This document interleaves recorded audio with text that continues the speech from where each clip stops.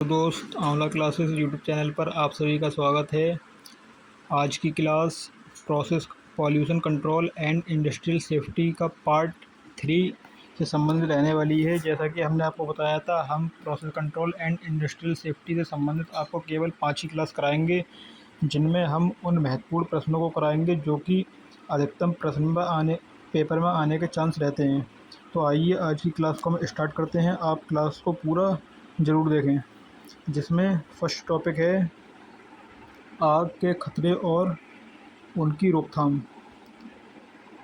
तो इसमें क्या दिया है, आग एक महत्वपूर्ण खतरा है जो जीवन और संपत्ति को नुकसान पहुंचा सकता है। आग के खतरों को समझना और उनकी रोकथाम के लिए कदम उठाना आवश्यक है। अगला टॉपिक है आग के खतरों के कारण। मतलब आग के खतरों के क्या क्या कारण हो सकते हैं, उनको हम जानेंगे। तो आग के खतरों के कई कारण हो सकते हैं, जिनमें से कुछ निम्नलिखित हैं। जैसे कि नंबर 1 पे दिया है विद्युत दोष। जैसे कि विद्युत संबंधी जो समस्याएं होती हैं, उनसे भी आग लग सकती है। ज्वलनशील पदार्थों से आग लग सकती है। अनुचित रखरखाव, मतलब जो भी सामग्रियाँ होती हैं ज्वलनशील वाली, उनका अनुचित रखरखाव हो तब भी आग लग सकती है। तो आइए जानते हैं इनमें विद्युत दोष क्या है। विद्युत दोष आग का एक आम कारण है, जैसे कि शॉर्ट सर्किट या ओवरलोडिंग। नंबर 2 पे है ज्वलनशील पदार्थ जैसे कि पेट्रोल, डीजल और अन्य रासायनिक आग का कारण बन सकते हैं। जैसे कि गैस वगैरह जो होती हैं, एलपीजी, सीएनजी, ये भी आग का कारण बन सकती हैं। नंबर 3 पे दिया अनुचित रखरखाव आग का एक आम कारण है, जैसे कि मशीनरी और उपकरणों की अनुचित देखभाल।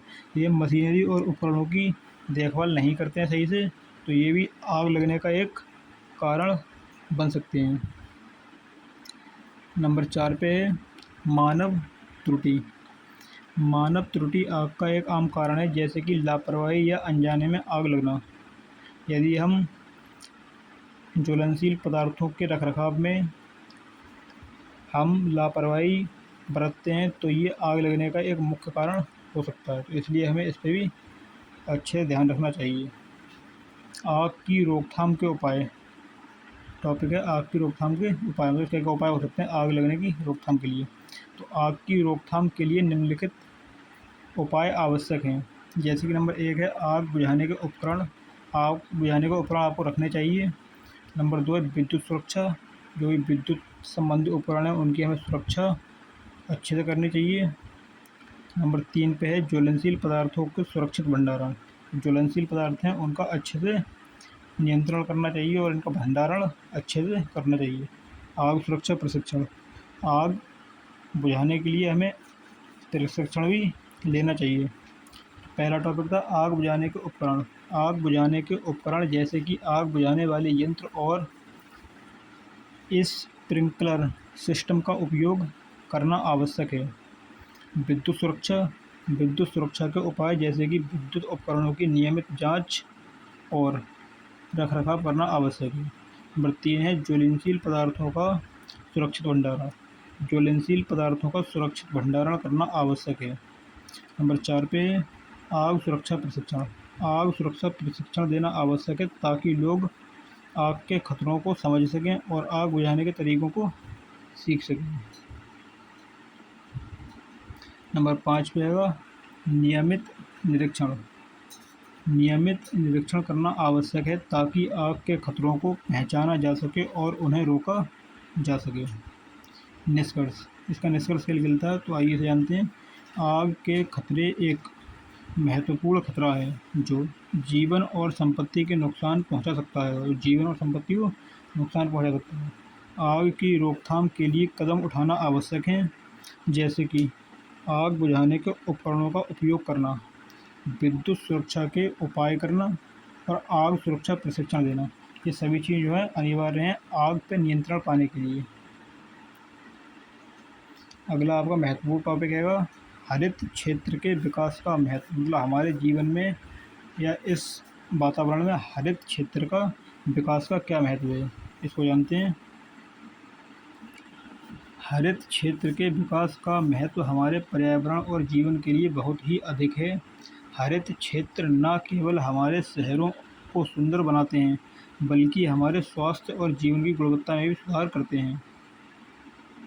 हरित क्षेत्र के लाभ, हरित क्षेत्र के क्या क्या लाभ हैं हमारे जीवन में या पर्यावरण को सुरक्षित रखने में, उन्हें जानते हैं।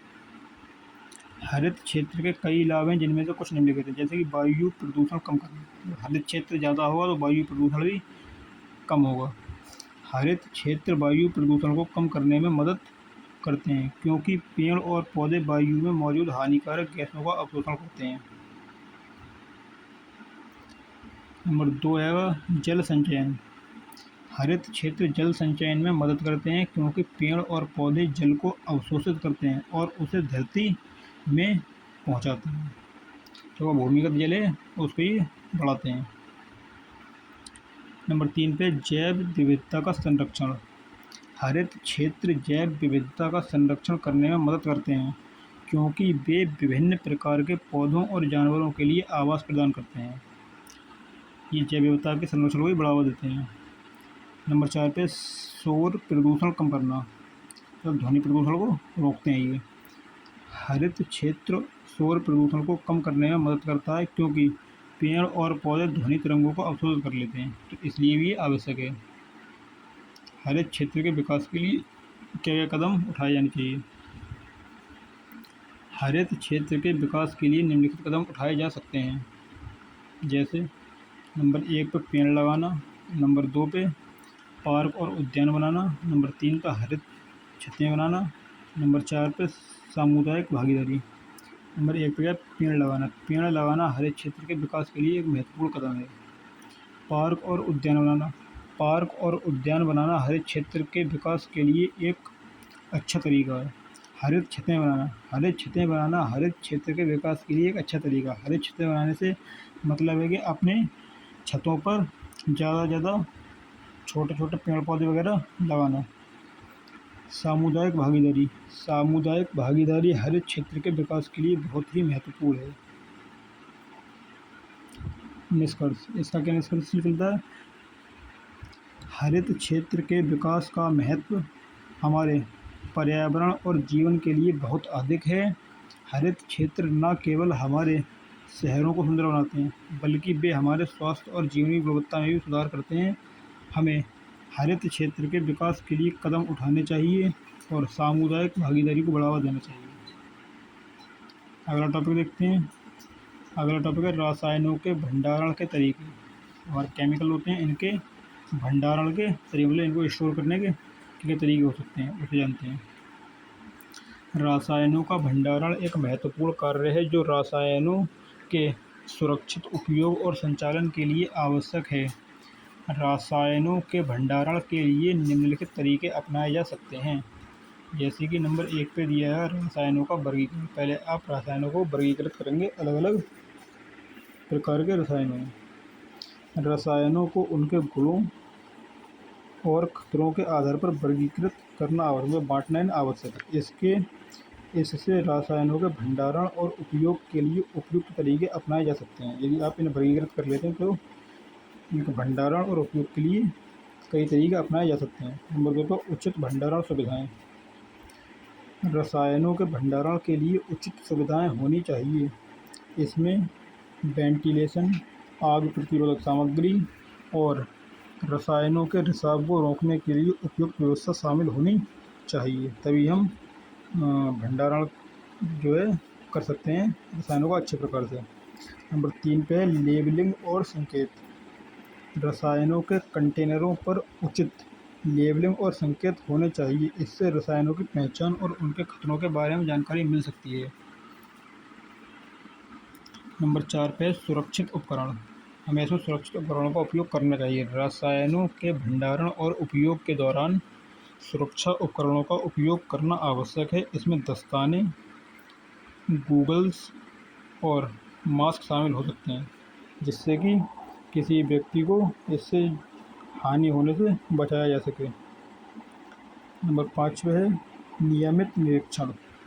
रसायनों के भंडारण की नियमित जांच करना आवश्यक है। इससे रसायनों के रिसाव, लीकेज या अन्य खतरों का पता लगाया जा सकता है। यदि आप नियंत्रण निश्चित करते हैं रसायनों के भंडारण क्षेत्र में, तो आप इन चीज़ों का पता लगा सकते हैं। नंबर 6 पे है आपातकालीन योजना। रसायनों के भंडारण के लिए आपातकालीन योजना बनाना आवश्यक है। इससे रसायनों के रिसाव या अन्य खतरों के मामले में उचित कार्रवाई की जा सकती है। यदि आपने पहले से कोई आपातकालीन योजना बनाई है, तो आप इस पर जल्दी से जो है कार्रवाई कर सकते हैं, यदि कोई रसायनों का रिसाव वगैरह होता है तब। निष्कर्ष क्या निकलता है इसका? रसायनों के भंडारण के लिए उचित तरीके अपनाना आवश्यक हैं। इससे रसायनों के सुरक्षित उपयोग और संचालन को सुनिश्चित किया जा सकता है। रसायनों के भंडारण के लिए वर्गीकरण, उचित भंडारण सुविधाएं, लेबलिंग और संकेत, सुरक्षा उपकरण, नियमित निरीक्षण और आपातकालीन योजनाएं जैसे तरीके अपनाए जा सकते हैं, जिससे कि रसायनों का अच्छे से वर्गीकरण करके उनका भंडारण अच्छी तरह से किया जा सके। अगला टॉपिक है औद्योगिक अपशिष्ट जल का जैव रासायनिक उपचार।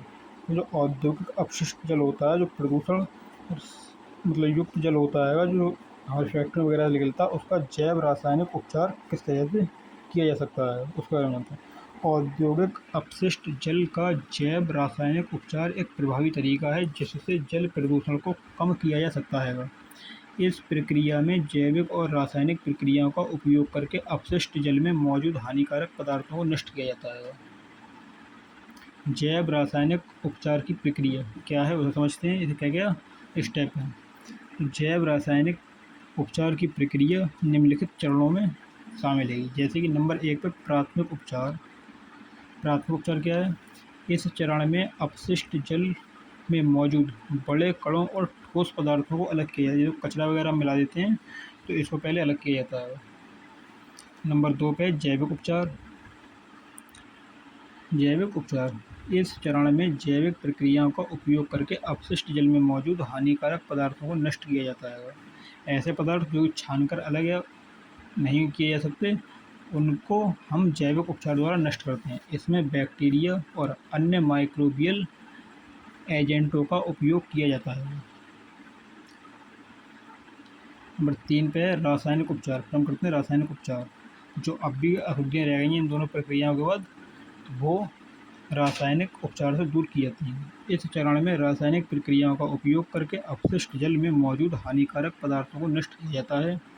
इसमें रसायनों का उपयोग करके प्रदूषकों को निष्क्रिय किया जाता है। जैव रासायनिक उपचार के लाभ। इसके क्या क्या लाभ हैं जैव रासायनिक उपचार के, इस चीज़ को हम समझते हैं। जैव रासायनिक उपचार के कई लाभ हैं, जैसे कि नंबर 1 प्रदूषण कम करना, नंबर 2 जल गुणवत्ता में सुधार करना, नंबर 3 हानिकारक पदार्थों का नाश।